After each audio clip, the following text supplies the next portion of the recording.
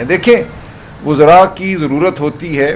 ہمارے تمام صوبے بڑے صوبے ہیں, دنیا کے بیشتر ممالک سے بڑے ممالک ہیں, تو ایسی بات نہیں ہے. وزیر تو اس سے زیادہ چاہیے تھے.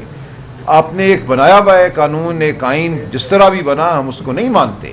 ہم نہیں مانتے کہ اس پارلیمان کا کوئی استحقاق تھا, لیکن اس آئین میں جو حد مقرر کی گئی ہے اس حد تک تو بہرحال ہمیں جانا تھا تاکہ صوبے میں بہتر کام ہو سکے, صوبے کے عوام کے مسائل حل ہو سکیں, اور وہ وزیر جو یہ کام کر سکتے ہیں ان کو مقرر کیا جائے.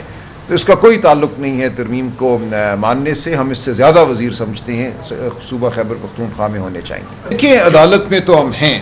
خان صاحب کے خلاف جو جھوٹی سزا ہوئی, شاہ محمود قریشی صاحب کے خلاف ہوئی, وہ معاملہ تو ہے عدالت میں اور وہ چل رہا ہے, اور یہ تمام چیزیں عدالتی عمل میں ہم پیش کریں گے. لیکن آپ جانتے ہیں کہ ہمارے ملک میں عدالتی عمل کی کیا اس وقت حالت ہے. اس وقت میں سمجھتا ہوں زیادہ ضروری یہ ہے کہ عوام کی عدالت میں معاملات کو رکھا جائے اور بین الاقوامی ضمیر کو جوڑا جائے. یہ بالکل ہو رہا ہے. یہ جو سائفر کا معاملہ ہے پوری دنیا اس سے واقف ہے. ہم سے لوگ رابطہ کرتے ہیں, جانتے ہیں, سفارتکاروں کی سطح پہ, صحافیوں کی سطح پہ, ہر سطح پہ لوگ جانتے ہیں کہ اس ملک میں پاکستان میں اس وقت دھونس اور جھوٹ کا راج ہے. اور یہ جو سائفر کے حوالے سے خبر سامنے آئی ہے, یہ خبر ہے, ایک ویب سائٹ ہے جس پہ یہ معاملہ سامنے آیا ہے. ہم اس کو اسی طرح دیکھتے ہیں کہ ایک ویب سائٹ پہ لگی ایک خبر ہے جس میں نظر یہ آتا ہے کہ سچائی ہے, لیکن اس معاملے کی تحقیق ہونی چاہیے صحافتی سطح پہ بھی, اور میں سمجھتا ہوں بین الاقوامی سطح پہ بھی. جو حقوق کے حوالے سے ادارے ہیں, جمہوریت کے حوالے سے ادارے ہیں, ہم ان سے ضرور رابطہ کریں گے اور اس کی بین الاقوامی تحقیق بھی ہوگی کہ پاکستان میں جمہوریت کے ساتھ کیا کھلواڑ ہوا اور ہو رہا ہے. دیکھیے دو مختلف باتیں ہیں. مہنگائی کے خلاف پٹیشن کس عدالت میں کریں گے آپ, کس سے آپ نہیں, یہ بے معنی سی بات ہے. جس کسی نے کی ہے گڈ لک. مہنگائی کے خلاف پٹیشنیں نہیں ہوتی, مہنگائی کے خلاف جمہوری جواب دیا جاتا ہے. دیکھیے یہی بات ابھی تیمور جھگڑا صاحب نے آپ کو بتائی. اس ملک میں کیوں غربت ہے, کیوں مہنگائی ہے, کیوں تعلیم نہیں ہے, کیوں آپ کے پاس کھانے کو کھانا نہیں ہے. 40% بچے 15 سال کی عمر میں سٹنٹڈ ہیں. یہ یاد رکھیں یہ نمبر. ان کے ذہن اور ان کے جسم ان کی عمر کے لحاظ سے سکڑے ہوئے ہیں. تمام عمر کے لیے آپ نے ان کو امیر کے بچے سے مقابلے کی دوڑ سے باہر کر دیا. تو یہ معاملات عدالتوں میں پٹیشن دائر کرنے سے نہیں حل ہوتے.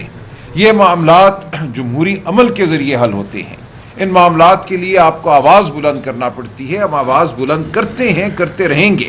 لیکن آپ کے سامنے ہے کہ 20 لوگ بھی کھڑے ہوتے ہیں تو ان کے ساتھ کیا ہوتا ہے. لیکن ہو رہے ہیں لوگ, اور یہ نمبر روز بڑھتا چلا جا رہا ہے.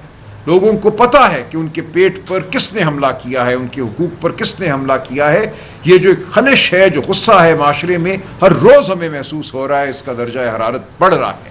آپ میں, ہمارے بچے, ہمارے دوست خاموش نہیں بیٹھیں گے. پاکستان پوری دنیا سے کوئی علیحدہ ملک نہیں ہے. تمام دنیا میں یہ ہوا ہے کہ جب ظلم بڑا ہے, جب خون ٹپکا ہے, تو لوگوں نے آواز بھی بلند کی ہے, لوگ باہر بھی نکلے ہیں. یہاں بھی یہ ہوگا.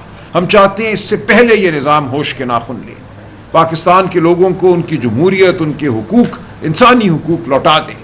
نہیں لوٹائے گا تو لوگ اپنے فیصلے خود کریں. جی محمود خان اچکزئی صاحب نے ایک میٹنگ آج بلائی ہے, تمام جو ہمارا جو اتحاد ہے اس کے سربراہان کی.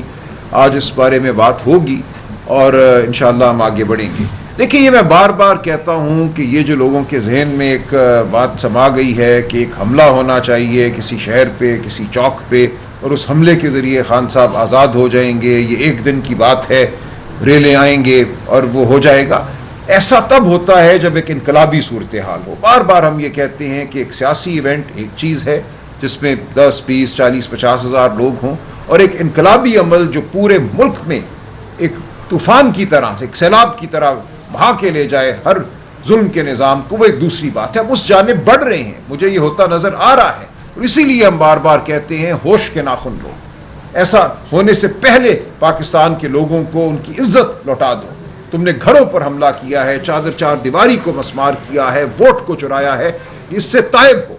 لیکن نہیں ہوتے تو پاکستان کے لوگ غیور ہیں, باشعور ہیں, وہ اپنا فیصلہ ضرور کریں گے.